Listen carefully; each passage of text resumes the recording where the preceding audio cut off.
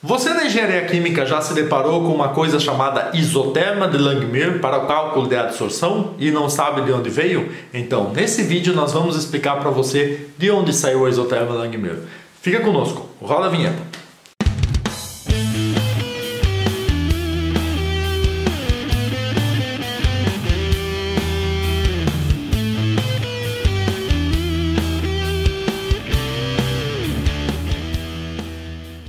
Olá fenômenos, bem-vindos aqui mais um vídeo aqui em Fenômenos da Aprendizagem. Como você sabe, eu sou o Luiz Hildo e antes de mais nada eu gostaria que você assinasse o canal, se inscrevesse no nosso canal, clicasse no sininho para receber as notificações e compartilhasse com seus colegas de Slackline, compartilhasse com seus colegas de Bingo e compartilhasse também com os colegas do Encontro Brasileiro de Adsorção. O Encontro Brasileiro de Adsorção já vai acontecendo há bastante tempo e eu participei da comissão organizadora do segundo Encontro Brasileiro de Adsorção, que foi em Florianópolis em 1998, e agora eu tenho a felicidade de participar da comissão científica do Encontro Brasileiro de Adsorção, que acontece em Gramado de 23 a 25 de abril, organizado pela Universidade Federal de Santa Maria. Então, em comemoração ao Encontro Brasileiro de Adsorção, nós resolvemos trazer como que foi derivada a isoterma de Langmuir, que é o modelo mais popular para determinar equilíbrio de adsorção. Vamos dar uma olhada na transparência. Então, traz a transparência para cá.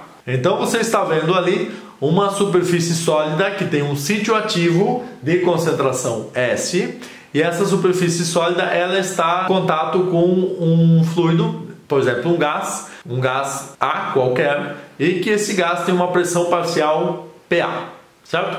Então você tem essa situação ali. Então você é uma superfície sólida que está em contato com o gás. Então volta aqui para a minha imagem. O que acontece? A isoterma de Langmuir ela se baseia em 5 princípios fundamentais, em 5 hipóteses fundamentais para a isoterma de Langmuir.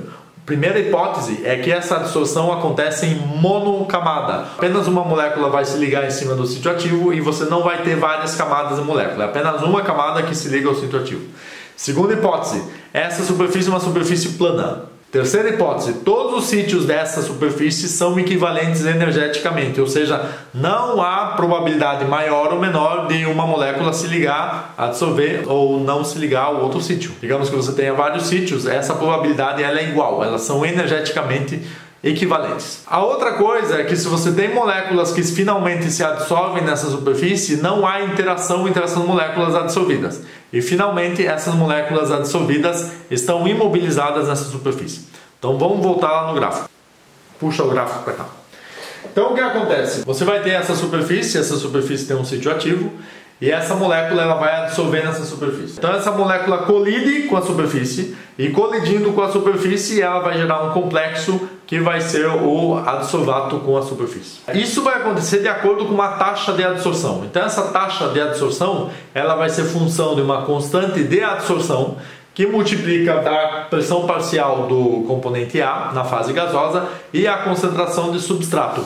Volta aqui. Detalhe, essa taxa de adsorção ela depende do número de colisões de moléculas. Então, quanto maior for esse número de colisões, maior a probabilidade dessa molécula absorver, né? Então, você já deve imaginar que quanto maior a pressão, e isso está escrito na equação, quanto maior a pressão, maior o número de colisões de moléculas nessa superfície. Então, muito provavelmente, maior a probabilidade de haver absorção. Volta lá para a transparência. Então, você tem, além dessa adsorção, você tem o que se chama de desorção. Desorção é quando uma molécula, ela, por alguma razão, por agitação dessa molécula, ela vai se desprender dessa superfície. Então ela vai se desprender dessa superfície e você volta ao estado original, em que você tinha a princípio o complexo do sítio ativo junto com a molécula absorvida. Essa molécula se desprende e volta para o estado anterior. Aí volta para mim. Se isso acontece de acordo com a agitação das moléculas, quanto maior a agitação dessas moléculas, maior a probabilidade de desorção. Por isso, quando aumenta a temperatura, o que você acha que acontece? Aumenta a agitação das moléculas. Portanto, você vai ter uma maior probabilidade de desorção. Isso é uma conclusão importante desse modelo, porque muitas vezes você vê em apresentações de trabalho de adsorção que uma das conclusões principais foi que em temperaturas mais elevadas a quantidade absorvida é menor. Isso é óbvio através desse modelo.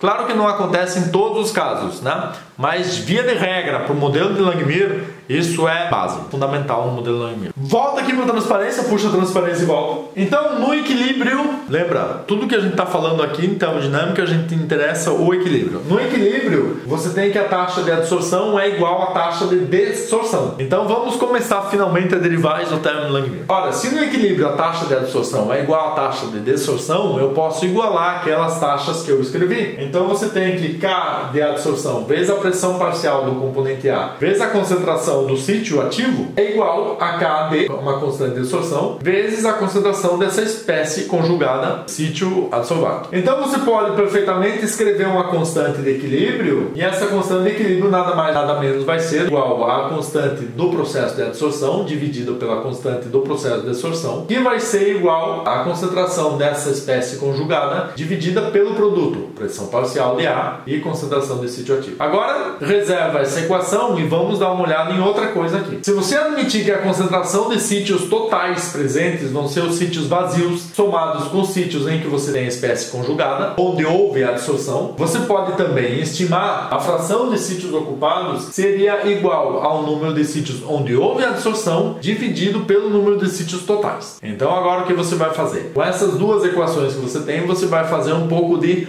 malabarismos algébricos. 1 sobre essa fração de sítios ocupados vai ser igual, você só inverteu essa equação, vai ser igual à soma dos sítios vazios mais os sítios onde houve a adsorção, divididos pelo sítio onde efetivamente houve a adsorção. Então você vai dar uma mexida nisso aqui, isso vai ser 1 mais o número de sítios vazios dividido pelo número de sítios onde houve a adsorção. Repara que isso é bastante parecido com o que você tem lá na constante de equilíbrio lá em cima. Então você pode perfeitamente escrever essa função como 1 sobre K vezes PA mais 1. E agora você reinverte a equação e finalmente você tem a isotérmica de Langmuir. A isotérmica de Langmuir nos diz que a fração de sítios ocupados no processo de adsorção vai ser igual a constante de equilíbrio vezes a pressão parcial do componente A divididos por 1 mais K vezes PA. Isso é a isotérmica de Langmuir. Esse é o processo para você derivar a isotérmica de Langmuir a partir daquelas 5 hipóteses, das 5 hipóteses das equações iniciais, certo?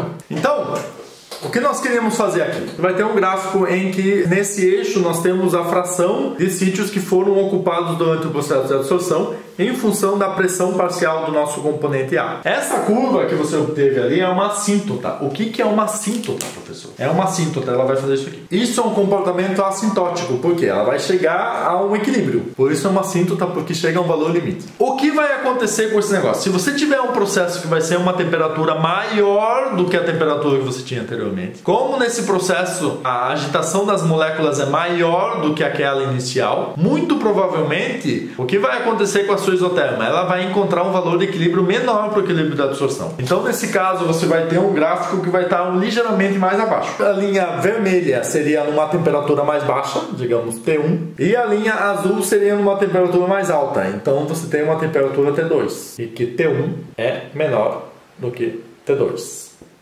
Como eu falei para vocês, você tem maior agitação das moléculas aqui, então a tendência é que elas não se mantenham absorvidas na superfície. Elas se desprendam mais facilmente da superfície. Beleza? Então, esse é o comportamento esperado da isotérmica de Langmuir. Combinado? Então, aqui em Fenômenos da Aprendizagem, você agora acabou de aprender como foi derivada a isotérmica de Langmuir para a adsorção. Tem muito mais coisa disponível. Temos várias aulas de termodinâmica, de mecânica dos fluidos, de redes industriais, de coaching, de oratória para TCC, eletromagnetismo, diversas coisas que vão facilitar a sua vida acadêmica. Então, bons estudos, continue conosco para aprender mais. Então, obrigado, até a próxima.